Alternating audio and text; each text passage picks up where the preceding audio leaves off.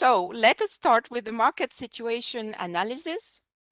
And to be precise, let us start by a poll. So in your opinion, which tolling technology is most widely used today? Please make your choice. I give you a few minutes.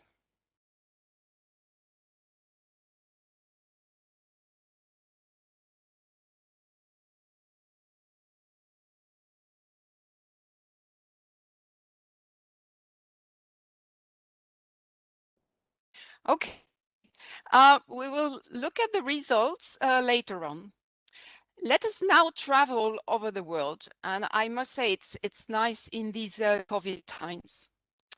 The first thing that strikes us on this map is the diversity of tolling technologies used worldwide, as you can see from the various colors. In some countries, you can even have different technologies for light vehicles and heavy vehicles. To give you a recent example of a project delivered by Kapch, in Bulgaria, you have GNSS tolling for the trucks and DSRC multi-lane free flow for the cars. This diversity is partly logical due to the merits of the various technologies in terms of performances and total cost of ownership. In Europe, as you can see, DSRC and GNSS technologies are the dominating technologies, and this is no surprise as based on the European directive. GNSS is widely used for nationwide truck tolling schemes in Eastern Europe, for example. If you add China and Australia to the European DSRC countries, you start to have an answer to the previous poll. Although for China, there is no standard DSRC to our knowledge, and some DSRC might be also close to what some people consider as RFID. At the other end of the spectrum of technologies on the right, infrared, as you can see, is mainly used in Indonesia and maybe still in Malaysia. Video tolling is used quite a lot in the Anglo-Saxon world, in US and UK, and also in some other countries. You can see a few other dots in yellow, although the map might not be exhaustive on this aspect. RFID is widely used on the American continent, in Middle East, and in India. But RFID itself, as you can see on this slide, covers different types of standards. You can see them in red, purple, and pink colors. This is true also for DSRC. In Europe, we are familiar with the main standard, CEN 5.8 GHz.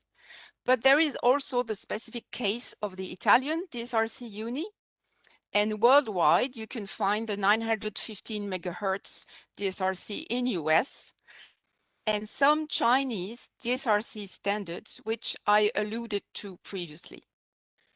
Some people even consider DSRC and RFID as a continuum of radio solutions. To these technologies, you can add smartphone apps in free flow conditions, which are starting to be used for tolling payments in North America and APAC regions. So, as we can see, the present tolling landscape is heterogeneous in deployment of technologies. In addition, we can see also many different types of innovation and pilot projects. Even a pilot in NFC was tested in France. Apart from the technologies, we should also distinguish between the multi-lane free flow projects and the conventional tolling projects. Although free flow has lots of advantages in terms of congestion and pollution, we can understand that some countries may prefer to start or remain with conventional plaza tolling, especially due to lack of adequate legislation for enforcement. I have therefore no doubt that we will see also various technologies in the future in different geographies of the world due to different histories, different legacy systems, various legislations in place, and customer habits. Before I leave the floor to Justin Hamilton to guide us through the various trends which we can see as of today for the future, I would like to comment briefly on this map, which shows some tolling references of CAPTCH worldwide. We have not put all of them since the map would not be easily readable. Anyhow, it clearly shows that CAPTCH is the worldwide leader in tolling, especially in free flow, and is able to supply nearly all technologies. Well, not infrared to my knowledge. So let me point out a few recent projects. I mentioned previously the nationwide GNSS truck tolling system in Bulgaria, which went live in 2020 despite the COVID situation. I can mention also the Ras Al Khaimah RFID tolling project in the Emirates, which shows our capacity to read Arabic license plates in addition to the numerous types of plates we are able to read over the world. And it is also my pleasure to highlight that CAPTCH is currently delivering in France the first DSRC multi-lane free flow all vehicles tolling project to APR concessionaire, and the DSRC technology for the M50 project in Ireland to be opened soon. So all these projects will go live in the near future. But now, let us imagine the mid-long-term future with Justin.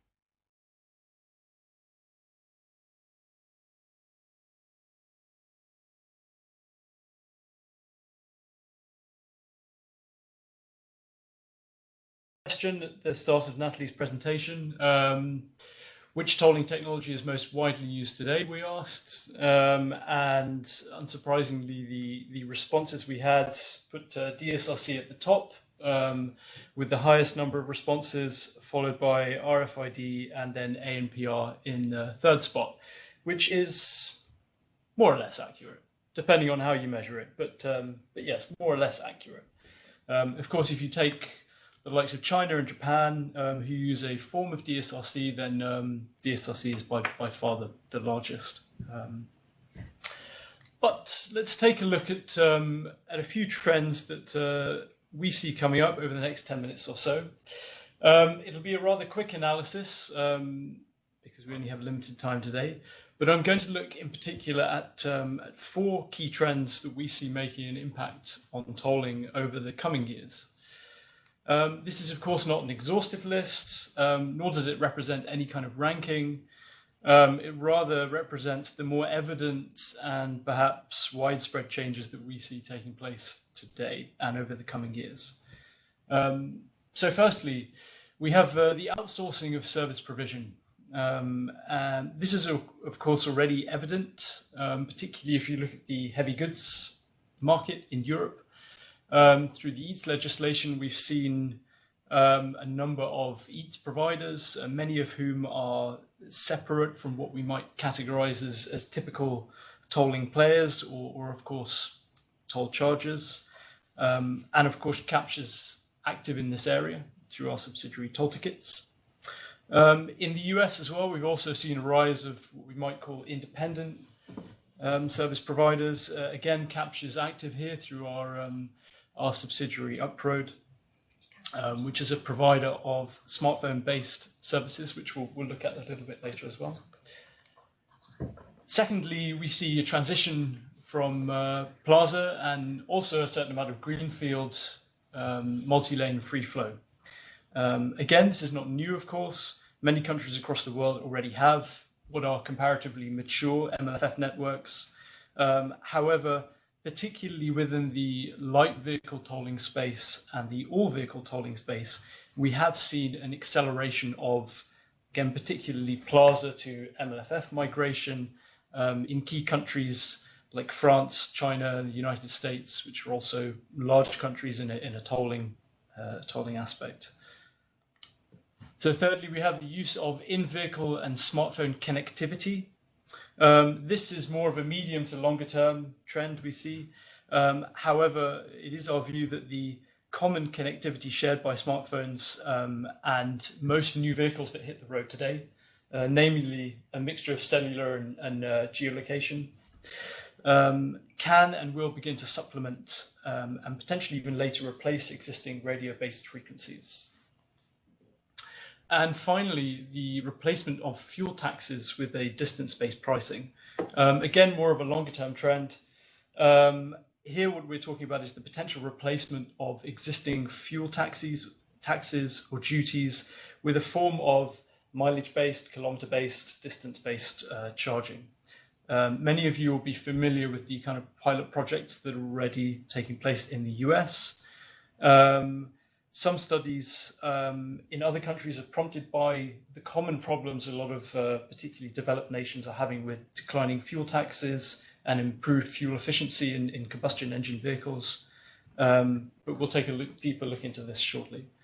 In terms of timeline, we're not putting a particular date on any of these. We're also not saying that the completion of these trends will be tomorrow or the day after, of course. They will happen at different speeds in different countries. But I think it's fair to say that the first two are, should we say, trends that we've already seen, of course, and are now perhaps accelerating, whereas the second two are perhaps just beginning. So coming back to the first, the service provision, the first thing to point out is that all of the figures that I will present here are internal CAPTCH estimates based on our own understanding of the market and our own figures that are available to us. And again, this is not new, this outsourcing of service provision from a toll charger or an organization wholly owned by a toll charger or concessionaire to a more independent player, as we might call it. If we take the EATS example as the first example, legislation was first passed well over 10 years ago to enable this. And the first EATS providers entered the market well over 5 years ago. Nonetheless, I think we are now at a tipping point where this shift away from a toll charger prescribed device towards, say, an EATS device or an independent provided device is now beginning to accelerate and gather speed. If we look at these figures, we'll see that at the end of the year 2019, EATS was already responsible for collecting roughly 20% of the heavy goods vehicle tolls in Europe. However, this is largely derived from France and Belgium. France, of course, if you want to have a device, a way of paying your toll as a heavy goods vehicle via an onboard unit, you have to go to an EATS provider. There is no national service provider, as you might see in Germany, for example. And Belgium, because it was one of the early adopters, is already well on the way to 50% being collected by EATS. So this 20% you see in 2019 is largely, not exclusively, but largely due to those two large countries. If we look ahead to 2025, though, of course, we see, as I said, an acceleration of this 20% rising to around 54%. This is largely due to the opening of new domains, large domains such as Germany and Italy, which have previously been closed to EATS. And of course, the added convenience of having one device for multiple countries and the additional services that are provided by EATS providers. If we take a second example of light vehicle tolls in the US, different to Europe, but if we look again at 2019 as our baseline, a very small proportion taken by what we would call an independent provider at this point, roughly 2%. But again, we see this kind of acceleration in the next 5 years. So by 2025, we see this rising to around 20%. And again, this is due to the entrant of new players like CAPTCH's Uproad, but also others who will also utilize smartphones and other devices, and therefore encourage users to shift away from toll charger related players like EasyPass, for example, towards these more independent players. Now, of course, whenever you outsource certain components of the value chain, there can, of course, be concerns over KPIs and performance. We are, of course, very attuned to this at Capsch. And we see that through some of our own service providers, we are in a good place to be able and willing to continue delivering those same high performance KPIs that would be expected, even as an independent service provider. So we're not talking about a huge shift in KPIs when the service changes or the service provision changes. And again, finally, on the last point, we think that the move towards what you would call independent service providers can also help to improve the public perceptions of tolling, which is not always what it should be, of course. This is because once you start integrating toll payments with other service providers who are perhaps choice-driven by the consumer, so instead of being given a prescribed device from a prescribed provider, the consumer has more choice. And as an example, if we might see in future a Google Maps of this world take over the toll service element, this is something the consumer would make a choice to do, a choice to shift to, a choice to pay their tolls that way, and therefore perhaps slightly more acceptable. So moving quickly to our second trend, with our as with our technology maps earlier, we wanted to present just a quick current overview of where we see the MLFF installations in place today. As you can see, they're quite widespread across continents. Most continents have some form of MLFF in place. You, of course, have more mature countries like Australia and Singapore, who can lay claim to perhaps some of the first MLFF installations in the world. Nonetheless, if we look at this map today, we have to remember, of course, that a lot of the countries that are highlighted, we're not talking about the completion of MLFF transformation. In many countries, we can be talking about just one or two installations. So a process that has not yet been completed. And of course, if we look at Europe, the tendency towards MLFF has focused on heavy goods vehicles rather than light or all vehicle tolling. So many of the countries you see there, Germany, Poland, for example, this is heavy goods vehicle tolling and not necessarily applicable to all vehicles. Looking ahead, therefore, a lot of the countries we already highlighted, we still see this continuation and potentially even acceleration of either migration from plaza to free flow or indeed greenfield free flow coming into countries like the US, like Russia, like China, which are on a process of shifting towards wholesale MLFF for their light or raw vehicle tolls. We also see important domains, large tolling domains such as Brazil, France, India, Indonesia, Japan. So again, you see it's something across all continents. It's a worldwide phenomenon. Many of those countries starting to implement MLFF for the first time, either as a migration from plaza or as a greenfield installation. And coming to our penultimate trend slide, we just take a quick look at the use of in-vehicle and smartphone connectivity in future. Today, of course, smartphones are widely used as account management tools via apps that are typically linked to an onboard unit or to an RFID sticker. The smartphone is already the remote control of our lives, and this is, we see this in the way that all toll chargers, concessionaires now see the smartphone and the app as a means to interact with the customer. Increasingly, though, we see the potential to utilize smartphones and indeed the vehicle itself through this cellular plus geolocation connectivity as a source of toll declaration, not just an account management tool. Potentially ultimately replacing the more mature technologies like DSRC or RFID. Not tomorrow, of course, but over a period of time. To support this, Capture's been busy preparing our own proprietary geolocation platform, which can enable this kind of declaration, taking location-based data from either the smartphone or the vehicle and translating that into the same kind of reliable, high-performance data that a toll charger would expect from, say, a DSRC tag. This is also something that we think could work for toll chargers directly, who may want to move towards a tagless system design, either for cost or convenience reasons, and therefore can be provided on a white label basis.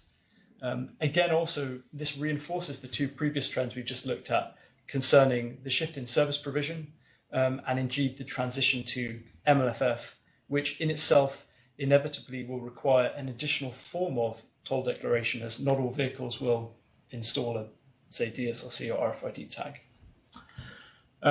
And finally, just a quick look at something which I believe could truly revolutionize our industry, and that is the replacement of existing fuel taxes and duties with a distance-based charge. Some of you may know this as road user charging or vehicle miles traveled, RUC or VMT. Again, this will not happen tomorrow, of course, but for some time, countries have witnessed this perfect storm, which is the growing number of electric vehicles, increased combustion engine efficiency, and political pressure to keep fuel taxes low. The result is massively declining fuel revenues and therefore available funds for road infrastructure, be it new building or maintenance. And now that is especially important given that central governments need funds as we recover from the global pandemic. Most states, or many states or countries across Europe and North America have already started looking at this.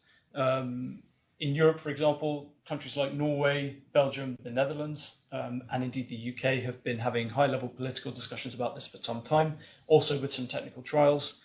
The US is by far the most advanced country in this aspect, given the numerous state-based technical trials and public trials that have taken place. You also have the state of Utah, which has passed a permanent legislation enabling road user charging on vehicle miles traveled for electric vehicles only at this point. And then finally, looking at the Asia Pacific region, Australia and New Zealand have also been discussing this concept, both in heavy and light vehicles context for some time. Again, looking at using things like smartphones or the vehicle as that source of data. So again, reinforcing some of the previous trends we've looked at. Ultimately, these kind of schemes will take years to implement, and they're not going to replace tolls tomorrow or even ever. Tolling may be something that coexists with a road user charge, but certainly they will need to work together. And this also will not necessitate, but encourage a more of a wholesale shift towards the use of geolocation-based data rather than the kind of radio frequency that you might use for segmented tolls. And finally, just to, again, make that link to the last trend we looked at, overcoming the concerns that many people have using devices like smartphones as a source of data, we think ultimately the vehicle itself can represent the real long-term solution for systems like this, because vehicles, of course, cannot be forgotten, switched off while driving, or otherwise manipulated by the user, therefore guaranteeing a more guaranteeable source of data. So this was a very quick tour through some trends and transformations we are seeing. Of course, not all of them will happen everywhere at the same time, or indeed tomorrow. But as much as anything, we would like this to be the start of a conversation. And of course, we would like to hear your views and opinions on this.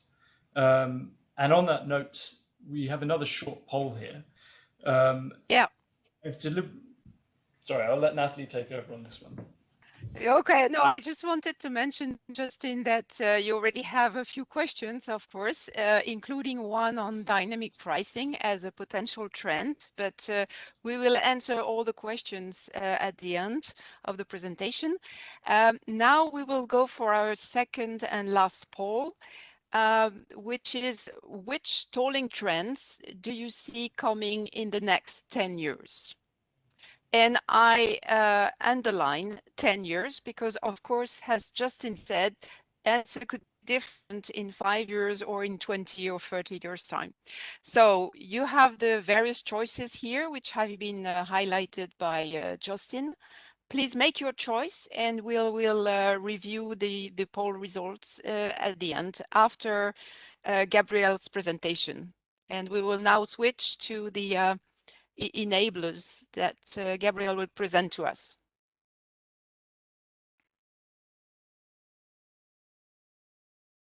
Good afternoon. My name is Gabriel Mackey. Thank you, Natalie, and thank you, Justin, for introducing the trends. So what I'm going to do is go a little bit into more detail about how we are looking at enabling those trends in terms of technologies and solutions that we want to offer to the market. I will start with the transition to multi-lane free flow. Which I think many of you are probably already familiar with, already come from countries which live free flow for years, but others may be less familiar. So I wanted to start just comparing the two systems in terms of their architecture, how tolls are collected. So on your left, you'll see a typical sort of plaza tolling environment with manual or even ETC payments. And on the right, you'll see a free flow environment. What's obviously at first sight is that in plaza environments you will have barriers. So there's always it always comes to a stop of the vehicles. Payment takes place on the spot or by electronic means. Whereas in a free flow environment, vehicles pass through without having to slow down or stop, and payment takes place in the back-end environment. One of the additional things that perhaps are apparent looking at this is that there's a lot of back-end processing taking place in the free flow environment. And there's also a need for a strong enforcement concept and a strong enforcement process to make sure that any potential leakage is well addressed. Now, maybe more obvious, or let's say a bit more detail is required when we look at the indicators, the key indicators between the two systems. There's a couple of items here that are listed: operating expenses, revenue, throughput, the convenience of toll payments, and the leakage. Now, a few of these will become quite clear. Throughput, obviously in free flow environments, the throughput is limited by road capacity, whereas in the plaza domain, it's very much dependent on the design of the plaza, how efficiently it works. The convenience factor is also very clear. In a free flow environment, you have a very high convenience of no congestion, no stop and go traffic at the plaza. In terms of leakage, I think it's comparable, but what's important here is that the enforcement technology and the enforcement processes are in place. Now, a few things that are very similar between these two systems are the technologies that are being used to collect toll, to identify vehicles, to classify vehicles. However, there's one key difference that needs to be understood. In free flow, the conditions are much more harsh in comparison to plaza, which is a more controlled environment. So while you still need to identify, detect, classify vehicles, you have to do that in a much more difficult environment. So therefore, the technology that will be deployed in a plaza environment cannot be readily transferred to free flow. So we've been over the decades fine-tuning and improving these capabilities in our product offering to make sure that in a free flow environment we maximize the performance and the quality of transactions, so that there's an absolute minimum potential leakage due to erroneously read license plates or identified vehicles. So the key areas where these two systems actually differ are those that relate to vehicle identification and classification.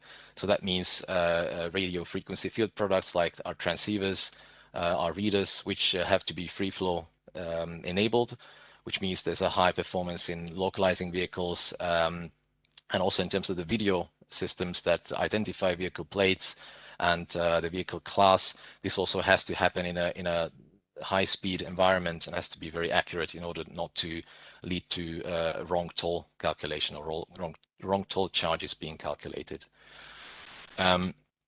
Now, aside from the technology alone, perhaps equally important is the need to manage the entire process of the transition from plaza to free flow. And while there are many different ways of doing that, some things are common in that there's a number of stakeholders that need to be managed over the process of the transition on different levels. So there'll be the government with the various authorities that regarding legislation, regarding certain systems that need to be put in place. There's also the toll charger itself and the toll service provider, and last but not least, the road user.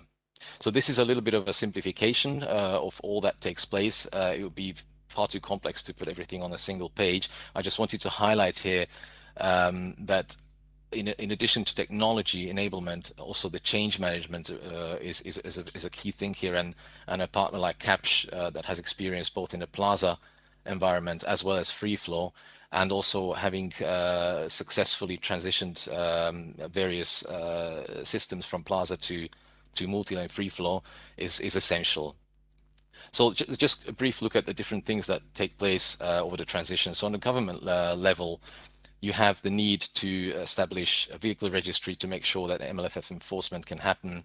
Another thing I want to highlight here is legislation required to enable MLFF, so defining the toll domain, the enforcement processes, the privacy laws, dispute resolution. So there's a whole lot of items where you need to deal with the authorities and legislation. On the toll charger side, again, a long list. One thing to highlight perhaps is the transition from a plaza environment in terms of the operational side, where you have to reorganize moving personnel from the plaza operations into new deployment areas such as back office operations, for example. Carrying on to the right, so the toll service provider side, there needs to be point of sales capability established for ETC tag sales. And also there has to be operational adaptations introduced to support free flow tolling, such as all the services that relate to road users, to payment and enforcement services. So just to summarize this part on the transition to free flow. So on the one side, we have really a strong need for appropriate technology, which we have perfected over several years, but also the capability to understand the transition and to be able to guide customers through this transition with dealing with multiple stakeholders on multiple dimensions. Here is an example I wanted to show because it's a quite interesting one of one of those cases we have in Chile, one of the plazas on the Ruta del Maipo, which took a large plaza station with several manual lanes with cash and card payments enabled through to free flow through several stages, and these stages happened as tag penetration increased. And also as legislation was issued to enable free flow tolling. So the first milestone was to establish ETC payments. So a couple of lanes transitioned from manual to mixed lanes where ETC payments were also accepted, obviously still with a barrier. And with penetration growing through the value of perceived by the users of ETC payments, there were more ETC only lanes opened. This again served to increase the penetration of ETC tags, where we then moved on to introducing high-speed ETC lanes where vehicles could pass at a higher speed. So it was already closing up towards free flow, but still with a barrier. And at some point when legislation was in place, the barriers were removed on the high-speed lanes, and there was still sort of segregation.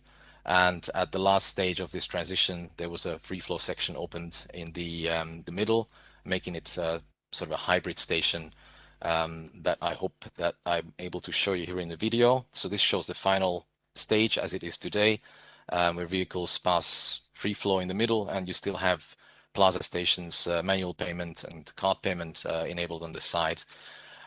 So over time, obviously, there's also a plan to remove those and have free flow all through.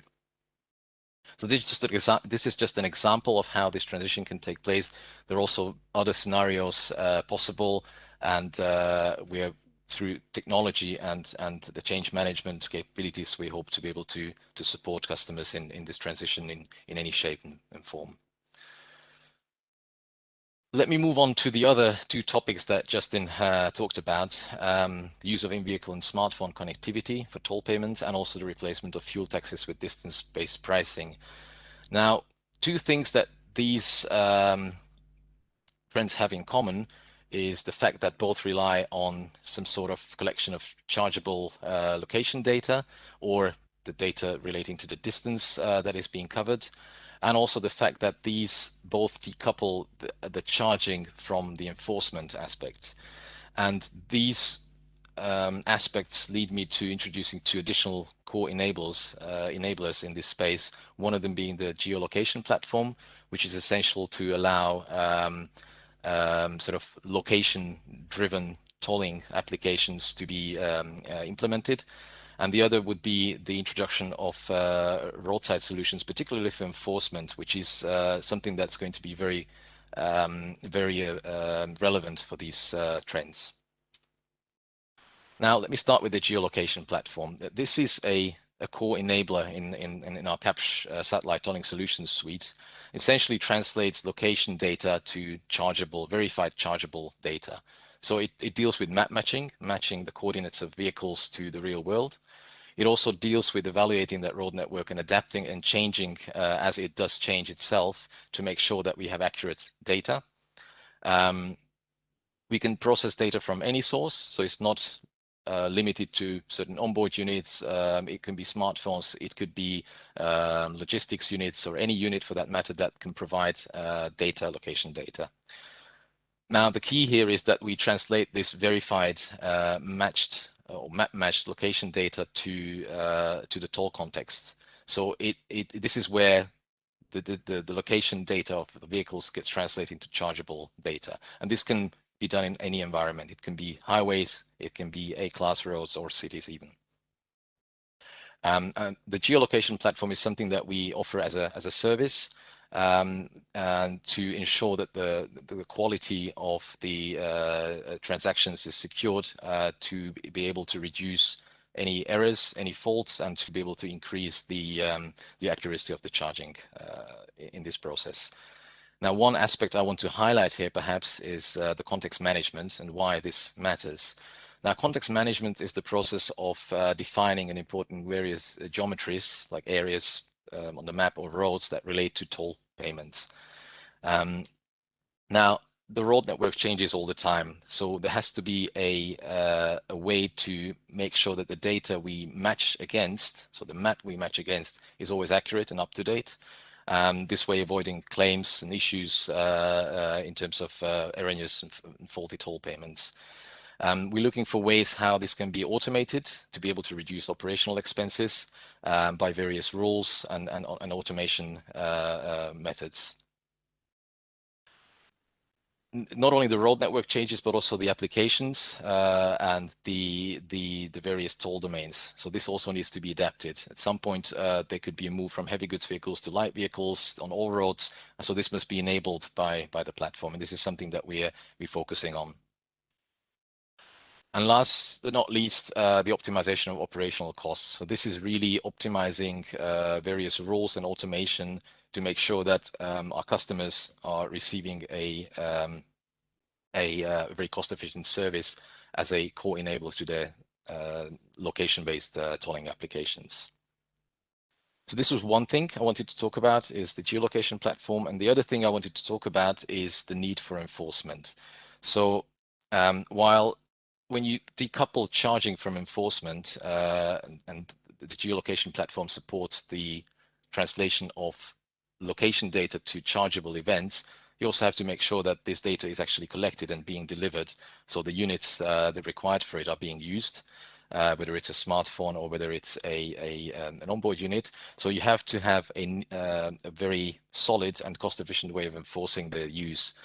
Now, in tolling, we're talking about more a performance optimized roadside, where you have overhead sensors for high performance, and this way you reduce leakage, You have also reduced manual validation needs or reduced operational expenses. And in this domain, we've been looking at consolidating our hardware sensors to be more cost efficient.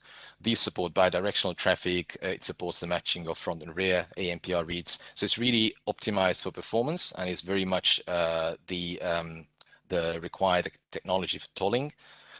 Whereas in enforcement, we're looking at more cost-optimized solutions and technology. Obviously, in tolling, every missed transaction, every missed vehicle is lost revenue. Whereas in enforcement, you have to ensure that over time you have a very high enforcement capture rate, but not every missed vehicle is going to lead to to lost revenue. So there we have ways to optimizing the cost. By reducing or by, let's say, matching that with the target performance. Here we're looking at introducing machine learning to substitute hardware by software, so already as a means of reducing cost.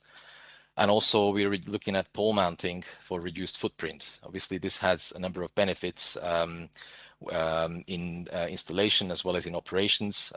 It eliminates the need for lane closures. It reduces the power consumption. It reduces the need for alignment and configuration during installation. And obviously, field services will be reduced. So here we're looking at a pole-mounted unit, a single hardware unit that can supply vehicle identification through ANPR, but also classification of vehicles. So it serves really the purpose of enforcement for any of those trends that we've looked at. Now, the obvious difference as to how these systems work is that in an overhead setup for tolling, you really have a perfect view of the road. Every vehicle will be captured. Whereas from the side, if you do a pole-mounted enforcement point, you will be limited by physics. I mean, in some cases there will be occlusions, which obviously we aim to minimize through the right geometry, but this is not avoidable. However, it's deemed acceptable for the purpose of enforcement. So this is roughly what one of these units will see in moving traffic, in free flow traffic. Is really capture every vehicle, be able to classify dimensions, read front and rear plates, and match it to a single vehicle. Whereas if you focus on enforcement, you will still be able to capture a class of the vehicle based on its characteristics. You will be able to read plates, and you'll be able to identify the enforcement class of the vehicle through that. So this is essentially, I think, the area that will be more and more in focus in the future when we look at those solutions where charging is decoupled from enforcement. And that more or less completes my part. I have some closing images to show you, some ideas of how these could be put to use in various shapes and forms. This is an example of enforcement on motorways from the side in a trailer unit that could be used in free flow in the free flow domain, or as a semi-portable unit that the equipment within the housing could be swapped from location to location, similar as it is done in speed enforcement. Or finally, a much more sort of lean solution that fits into the cityscape for enforcement in cities, either for low emission zones or access schemes. Thank you very much, Thank you very Gabriel. much. Thank you. We will now look at the results of the second poll. Make a comment. First, to tell you that 2/3 of participants have participated to the poll, which makes quite a small sample. So since I am a statistician in addition to an engineer, I recommend cautiousness about the results of the poll. But anyway, let's move to the poll possible answers which we had. So I remind you the question: which tolling trends do you see coming in the next 10 years? For the first one, outsourcing of service provisions, we got 7% of the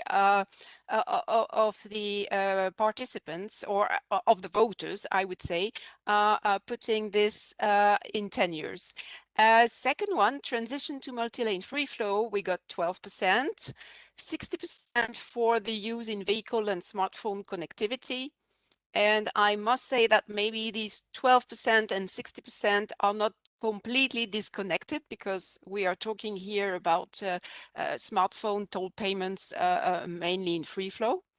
And the fourth one, replacement of fuel taxes with distance-based pricing, got 21%.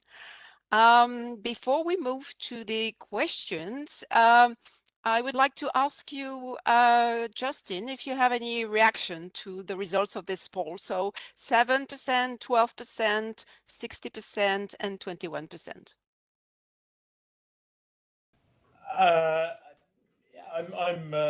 It's quite unanimous as far as I can see, which is not overly surprising to me. I think, I mean, as I said earlier, you know, the smartphone is the remote control of our lives. I think I and most other people see it as just a matter of time before it makes a more definitive move into the tolling space as well. So I can't say I'm too surprised by the results. Okay, I'll now move to the questions. So let's start with the first question, which is on the trends. So a question to you, Justin. Do you see dynamic pricing, Singapore-style ERT or US-style HOT managed lanes, as a potential fifth trend in the tolling sector? Good afternoon to you, Brendan. I hope the weather's not too bad over in Brussels. So yes, it's a good question. I mean, as I said at the beginning, this was not an exhaustive list of trends. There were many other things that we could also have talked about, just a little bit limited by time. But absolutely, I would agree with your question statement in that HOT, high occupancy or high volume managed lanes, they're typically something that have been used quite widely in the US. We do see an extension of that. If we look at our own business and how we see that expanding in North America over the coming years, HOT and HOV lanes are a core component of that, absolutely. We've also seen other countries like Australia, for example, look at this kind of technology for the first time. Even parts of the UK have also looked at this, had discussions about this, which would be completely new for those countries. So yes, a potential trend there. On the Singapore-style ERT, I would say that what we could have also added as another trend was urban or congestion-based pricing. Again, if we look across the world, we see today cities like London, Singapore, Gothenburg, Stockholm, New York, perhaps at some point, having a congestion charge. But beyond that, many other cities in North America, Europe, looking at using some form of pricing, probably wisely using a dynamic element to that as well, to charge in an urban context. So I think, yes, that's certainly another trend as well. Okay, very good. I would also add, although this is not priced, but that in Europe also we could see also HOV managed lanes in addition to what you mentioned for the HOT US managed lanes. But this is not priced, not possible in Europe. So let's move now to the second question, which I believe is also for you, Justin. Is there any reference project using or your smartphone app? What interface to the onboard unit is used? Mm-hmm. Yeah. Okay. So. I mean, there are several things we could talk about here, but maybe just to give a quick answer, if you want to get in touch directly, we can have a more detailed conversation about this, of course. But from a CAPTCH perspective, the way we are using smartphone or app technology at the moment is predominantly in North America through our Uproad app, which you can look at through the uproad.com website. There is no interface to an onboard unit. What we have done there is launched a purely app-based application, which essentially supports an ANPR declaration. So for the time being, what you have is a whitelist essentially provided to the toll charger. links to app users, and they are using the ANPR image to link an app or a user via our app to the vehicle. However, we have also added some more interesting technology to that, particularly around geolocation, so the user gets a real-time notification when they have crossed a toll point. The toll chargers themselves are not yet ready to receive this geolocation data as the declaration, but going forward, this is a definite possibility for us. So for the time being, it is an app that is supporting video declaration, but very much having geolocation at its core, both as a user interface, a user communication tool, and then potentially in future also the declaration data as well. If we look at Europe, I mentioned there are a large number of apps widely used today. If we think of core countries like France, Spain, and Italy, large providers like Telepass, for example, Bip and Drive, Bip and Go, Pagitalia, all very much investing in app technology, as I say, mostly as an account management tool today. So the link to the onboard unit is through the consumer account or the customer account. But increasingly we see that app both as the customer interface, but also as the means to offer services in addition to tolling. So yeah, that will become increasingly important for that reason as well, I think. Thank you, Justin. Now we will come back to you, but I would like to move to a more, let's say, technical questions, which I will share with Gabriel. So with the increase of DSRC modules in the latest generation of tachometer and Wi-Fi in trucks, all around 5.8 gigahertz, do you observe or anticipate an increased interference which might impact DSRC tolling? Maybe for battery lifetime due to interference leading to, sorry, I'm trying to read. Yeah, leading to regular reactivation of the DSRC tag. What about interference with connected vehicles frequency band? So before I move to Gabriel, I would like to say one thing. This is, I think, a very interesting question. And I, this morning, discussed it with our head of tolling center, Bernard Lamy. And because I thought this question would come. So I'll give you some of the elements I discussed with him. And certainly, Gabriel, please complete me. So the first point was about the connected vehicle, so 5.9 gigahertz V2X. This should not create a problem normally because there has been some measures of coexistence taken by the authorities on that, so we don't anticipate issues. Now, if you look at the hotspot within the vehicles, you can have 2.45 gigahertz. This is not an issue, of course. What could be more tricky could be if you go to Wi-Fi 6, for example, where you have bi-mode 2.45 and 5.8.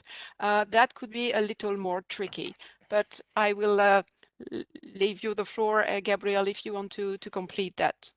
Yes, all I can add to this is the short answer. Thank you, Bruno, for the question. Yes, we do anticipate that there may be interference, which will impact, which can impact the DSRC tolling, but we don't expect that to be significant, not in the short to mid-term at least, due to the penetration of those vehicles, and also there will be likely mitigation scenarios that we come around that. So the short answer is yes, we do expect it, but we are looking at ways how to minimize that impact over the long term. So in the short and mid-term, we don't really see this to be an issue impacting the way that we toll today. Thank you, Gabriel. I will move to the fourth question, maybe to you both. What kind of additional services, not necessarily tolling like, can you imagine regarding tolling in the future? Yep, I'll take that first. So I think you can look at tolling in as a component of two different things. So firstly, you have tolling as part of a trip, and then you have tolling as part of the cost of owning and operating a vehicle. And depending on where you sit and how you see that, I think that will dictate or influence the kind of services that you attach to tolling or you integrate tolling with. Also, there will be a difference depending on whether we're talking about fleets or individuals. For me, a fleet tolling is very much part of the cost of operating that vehicle, of operating that fleet, in which case you need to look at what are the other costs associated with the vehicle. And that would be things like the driver, of course, the tires, the maintenance of the vehicle, the insurance, all of these things which also make up the total cost of owning or operating that vehicle, and tolling is a part. So in the fleet world, I think tolling becomes part of that package. Buying and paying for fuel, buying and paying for insurance, maintaining the vehicle, doing things like customs declarations and all of these sort of practical measures. From an individual's point of view, again, I think you can look at it from either a cost of ownership or a trip perspective, but I think increasingly tolling becomes part of a trip experience. So perhaps when you put a trip destination into your navigation platform, you might get a complete cost of making that trip, which could include charging your electric vehicle along the way if you have an electric vehicle in future, the cost of paying for the road, and then of course maybe the cost of parking once you reach that destination. So personally, I think from an individual perspective, tolling becomes more of a payment that goes with other payments related to a trip. But you could also look at it from the cost of ownership perspective and say, it can go hand in hand with things like insurance and again, maintaining the vehicle. Lots of different possibilities, really. Yeah, there's actually little I can add. Captured very well the sort of potential scenarios, Justin. I think it's going to be it's going to have a lot to do with convenience. But right now, it can be, especially in the plaza environment, can be quite a nuisance. But as soon as you start looking at all the other services that relate to transport, and if you combine them, if you combine tolling as an integrated part of those, then it's going to it can be any service where the convenience factor is helped and the convenience factor is boosted. So there isn't really an item A and B that I can name here. It's related to the transport getting from A to B. Yep. Okay, let's take a few additional questions. Another question from Bruno, thank you. What is your interpretation of the low adoption of mobile phone tolling for trucks? Enforcement problem, smartphone for drivers availability? Who wants to take that one? I can take it. Justin. Hello, Bruno. I hope you're doing well. Yeah, I think it's maybe a combination of all three, but also there aren't so many references today. I think with all aspects of tolling, there needs to be a strong reference before something really takes off, be it a technology, a process, or whatever it may be. And I think certainly within a fleet context for heavy goods vehicles, smartphone-based tolling is lacking that reference project that can point to high KPIs and say, this is how we've done it properly and we've done it well. I do think there will be always problems when you have a driver involved and when that driver is separate from, say, the fleet manager, and you have sort of split responsibilities for declaring and paying the toll. I think there will always be a problem when you outsource devices to drivers. They can forget the phone, they may forget to charge it, they may break it, any of these things. So that is a problem that has to be overcome. And again, I think it has to be proven that this is a reliable technology. And I think it'll be interesting to see how the scheme in Poland, for example, rolls out. The concept there is to use phones to a large degree. I do think this is entirely possible and in fact represents the future to a certain extent. But I think there needs to be that reference project. Maybe it will be Poland, maybe it'll be somewhere else. But once that reference project exists, I think you'll see it take off a lot more. Hey, thanks, Justin. We will take one more question from Carola Vega, which is linked to trend number 3. So if you remember, trend number 3 was about use of in-vehicle and smartphone connectivity. So the question is, when do you envision the massive use of in-car payments for tolling in Europe? What challenges and opportunities do you envision for the transition from apps to in-car transactions? Yeah. So when is the most difficult question to answer for any of these trends, really? And it's always the first question people ask, when, of course. I think. Well, firstly, I think. What we have to remember is that there always needs to be a certain critical mass before something can really take off. I would say smartphones have reached that critical mass today. I certainly don't know anyone without one. Most people have 2 or 3, it seems. There needs to be a little more time before we reach the similar kind of critical mass with vehicles. I think that will be an important point. Today, almost all vehicles sold have the requisite technology you need to enable this, the sort of cellular plus geolocation. But that's only been the case really for the last maybe 2 or 3 years. And you still get certain volume models that don't have this technology. So it'll take some time before it's in enough vehicles to be to be an appropriate method. What sort of challenges and opportunities? I think the opportunity is for the user, massively increased convenience. If it is something that is fully integrated into, say, the navigation or the trip experience of that vehicle, I think that is a massive convenience factor for the user. I think there's also a lot of opportunities for the toll charger as well. If you can enable the same kind of cost per transaction by using the vehicle, but removing an onboard unit, which is a cost, of course, that can be a big opportunity. The challenge will come with, of course, testing and making sure that technology delivers the same kind of KPI, because we're not just talking about one type of vehicle or one type of data. Different vehicles have different systems, and they log and transmit data in different ways. So I think it will be a challenge to standardize that data coming from, a Ford or a Fiat or a Mercedes or whatever.